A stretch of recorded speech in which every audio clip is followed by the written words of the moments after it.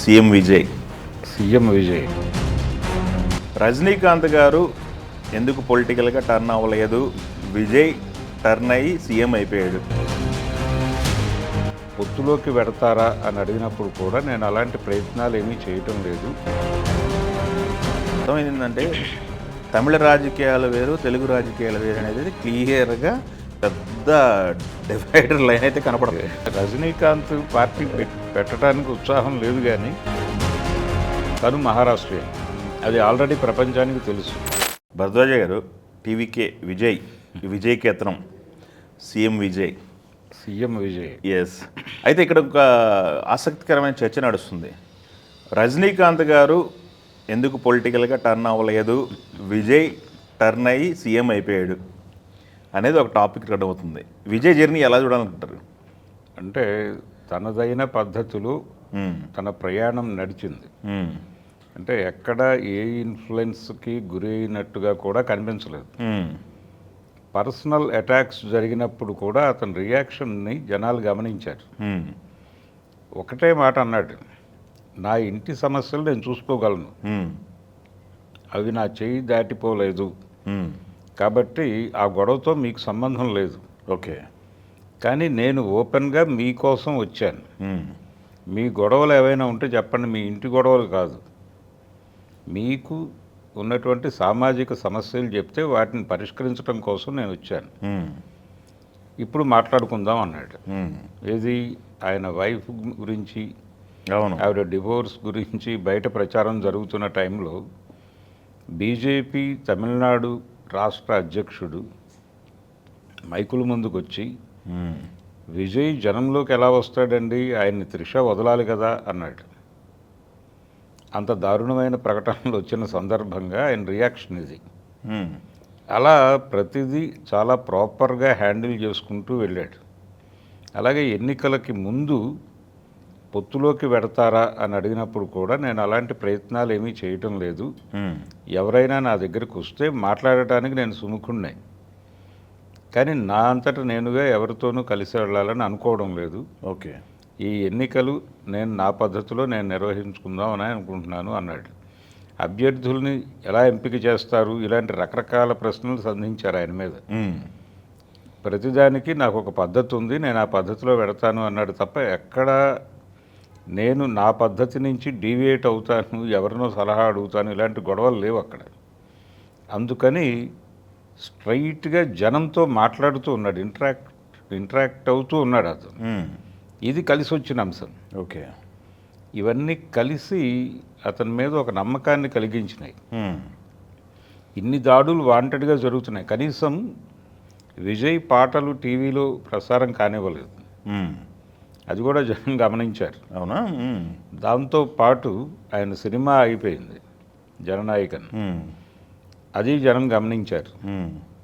అంటే 2009 ఎన్నికల్లో చిరంజీవి గారు పార్టీ పెట్టడం వలన ఆ ఎన్నికల్లో ప్రభుత్వ వ్యతిరేక ఓటు భారీగా చీలి వైఎస్ రాజశేఖర రెడ్డి రెండోసారి సీఎం అయ్యే అవకాశం కలిగింది కాంగ్రెస్ పార్టీకి. ఓకే, అలా విజయ్ కూడా ఆ రోల్ ప్లే చేయబోతున్నాడు.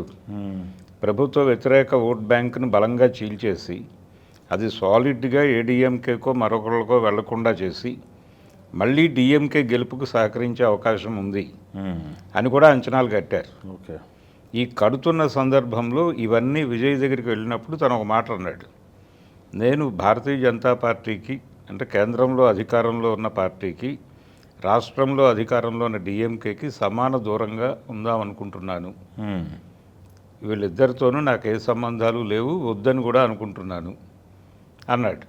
అది పనిచేసింది ఆ ప్రకటన.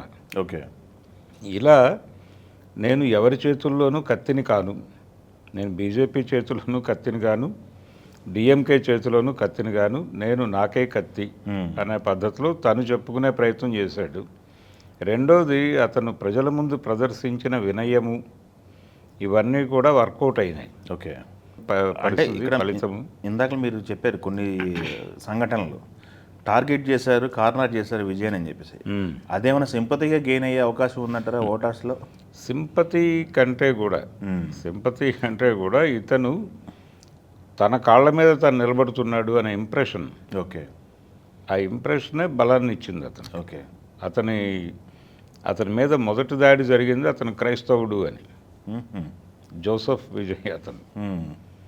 ఆ దాడి చేశారు. అప్పుడు కూడా అతను రియాక్ట్ కాల. మ్మ్. అంటే క్యాస్ట్ పనిచేసిందంటారా? క్యాస్ట్ సంబంధించి క్యాల్కులేషన్లో చూసుకుంటే అన్ని క్యాస్టు, రిలీజియన్ అన్నీ మాట్లాడారు. కాకపోతే తన క్యాస్ట్ సంబంధించిన సంఖ్య తక్కువ అన్నారు కదా తమిళనాడులో. అయినప్పటికీ అతను ప్రధానంగా దిగువ తరగతి ఓట్లని అట్రాక్ట్ చేశాడు. ఓకే. తర్వాత జంజీ ఓట్లని పట్టుకోగలిగాడు. ఇప్పుడు ఇంకొకటి, ఇక్కడ ఈ విజయ్ విక్టరీ చూసిన తర్వాత చాలామంది కలుగుతున్న, అఫ్కోర్స్ అవుటర్స్ అవ్వచ్చు, అక్కడ ఉన్న వాళ్ళు, రజనీకాంత్ గారు పార్టీ పెడితే ఎలా ఉండేది పొజిషన్ అనేది ఒకటి మాట్లాడుతున్నారు. కమల్ హాసన్ గారు పెట్టారు. ఇప్పుడు చాలామంది సినిమా ఆర్టిస్టులు తమిళనాడులో పార్టీలు పెట్టారు. విజయకాంత్ పెట్టారు. ఆయన అఫ్కోర్స్ ఆయన లేదు, చనిపోయారు. అదే విజయకాంత్ కూడా పార్టీ పెట్టాడు. అయితే ఈ స్థాయి విక్టరీ సాధ్యం కాలేదు. అది ఎంజీఆర్కి మాత్రమే పరిమితం అయింది.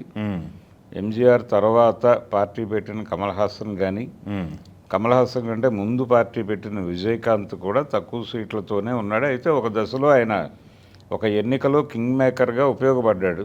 అవును. ఆ మేరకు ఆయనకి పొలిటికల్గా లబ్ధి చేకూరింది, అంతవరకే. అంతకు మించి ప్రయాణం లేదు. అలాగే సౌత్లోనే చూసుకుంటే మనం తమిళ నుంచి తెలుగు రాజకీయం, సినిమా కలిసి నడిచినటువంటి సందర్భంలో ఎన్టీ రామారావు గారు పార్టీ పెట్టాడు.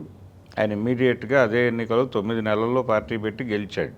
అది పెద్ద గెలిచి అదొక చరిత్ర. ఆ తర్వాత పార్టీ పెట్టినటువంటి చిరంజీవి గారు, ఆయన ప్రజారాజ్యం పార్టీ పెట్టి, అంటే సినిమా పద్ధతిలోనే రికార్డుల వేటలో భాగంగా 8 నెలలు, ఎన్నికలకి కరెక్ట్గా 8 నెలల ముందు పార్టీని అనౌన్స్ చేశారు. అంటే అధికారంలోకి వస్తే ఇది కొత్త రికార్డ్ అవ్వాలి అనే తాపత్రయం. అలా పెట్టినటువంటి పార్టీ ఎందుకు దెబ్బతింది అంటే ఒక క్లియర్ ప్రోగ్రామ్ ఇవ్వకపోవడం జనాలకి. రెండోది, తాము ఎందుకు రావాల్సి వచ్చింది రాజకీయాల్లోకి అనేది జనాలకి ప్రాపర్గా అర్థం చేయించకపోవడం. అంటే ఒకటి నాకు అర్థమైంది ఏంటంటే, తమిళ రాజకీయాలు వేరు, తెలుగు రాజకీయాలు వేరు అనేది క్లియర్గా పెద్ద డివైడర్ లైన్ అయితే కనపడుతుంది. డివైడర్ లైన్ ఏం కాదండి. అంటే క్లారిటీ ఉందా లేదా అవతల వ్యక్తులు అనేది చూస్తున్నారు. చిరంజీవి గారు అప్పుడు ఉన్నటువంటి నాయకులందరినీ ఎవరి మీద సీరియస్ క్రిటిసిజం లేకుండా,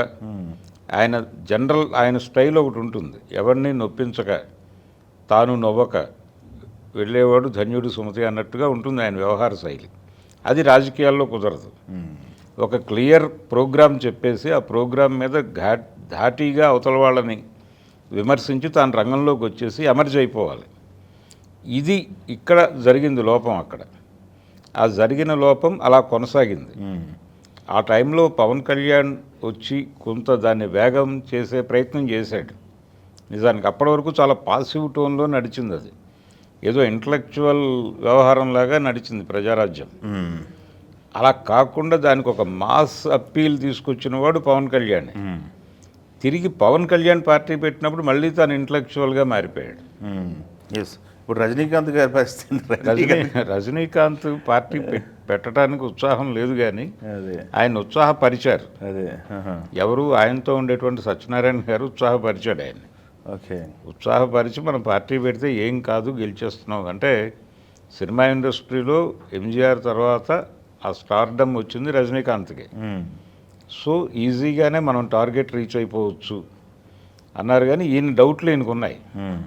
అంటే ప్రధానంగా తమిళ ఓటర్ చూసేది ఓటింగ్ వేరు, సినిమా వేరు. సినిమా చూసిన ప్రతి ప్రేక్షకుడు ఓటు అలాగే వేస్తాడని గ్యారంటీ లేదు. ఇక్కడ నేటివిటీ అనేది ప్రధానమైన ప్రశ్న అవుతుంది. ఓకే. తను మహారాష్ట్రియన్, అది ఆల్రెడీ ప్రపంచానికి తెలుసు. తను తమిళనాడులో స్థిరపడిపోయినప్పటికీ ఎక్కడో ఒక చోట ఈ గొడవ ముందుకు వస్తుంది, ఇప్పుడు అవసరమా ఇదంతా అనే ఒక మూడ్లోకి వెళ్ళిపోయాడు ఆయన. దానికి కౌంటర్గా యుద్ధం చేయాల్సి వస్తుంది. ఆ యుద్ధం కూడా అవసరమా అనే మూడ్లోకి వెళ్ళిపోయిన టైం అది. Okay okay. నిజానికి ఆయన భాషా టైంలో గనక పెట్టేసుంటే అది వేరే పద్ధతిలో నడిచేది. ఆ ఉద్దేశంతోనే ఆయన బాబా సినిమాలో పొలిటికల్ కంటెంట్ను విపరీతంగా పెట్టాడు. కానీ ప్రతిసారి ఆయనలో ఒక పీకులాట ఉంది, దీన్ని ఎలా ఫైట్ చేయాలి అనేది. ఆ క్రైసిస్ ఉండకూడదు, పెట్టేసి యుద్ధం మొదలుపెట్టేయాలి. ఓకే అనుకుంటే చేసేసి పనిలోకి దిగి నా మీద ఈ విమర్శ ఉంది అని వీళ్ళే ఓపెన్ అయిపోయి నేను దీనికి సమాధానం చెప్పడం కోసం వచ్చాను అని మొదలుపెట్టేయాలి యుద్ధం. అది లేకపోతే, ఆ ఫైటింగ్ నేచర్ లేకపోతే కష్టం. ఓకే. ఆ ఫైటింగ్ నేచర్ ఉన్న వాళ్ళందరూ సక్సెస్ అయ్యారు రాజకీయాల్లో. ఎంజీఆర్కి కూడా ఇబ్బంది ఉంది. ఆయన్ని టార్గెట్ చేసి మాట్లాడేవాడు కరుణానిధి. ఆయన ఆయన ఫాదర్ మలయాళీ. ఆ గొడవ ఉంది, వాళ్ళ పేరెంట్స్లో ఒకళ్ళు మలయాళీ. దాన్ని టార్గెట్ చేస్తూ ఇతను మలయాళీ అనేవాడు. ఈయన మూలాలు తెలుగు మూలాలు అనేవాడు కరుణానిధిని. ఈ యుద్ధం వాళ్ళిద్దరి మధ్య నడిచేది, కానీ జనం దాన్ని సీరియస్గా తీసుకోవాలి. అలా రజనీకాంత్ దిగుంటే బాగానే ఉండేది, కానీ ఆయనకి ఆ ఫైట్ చేసేటువంటి ప్రోగ్రాంలో లేడు ఆయన.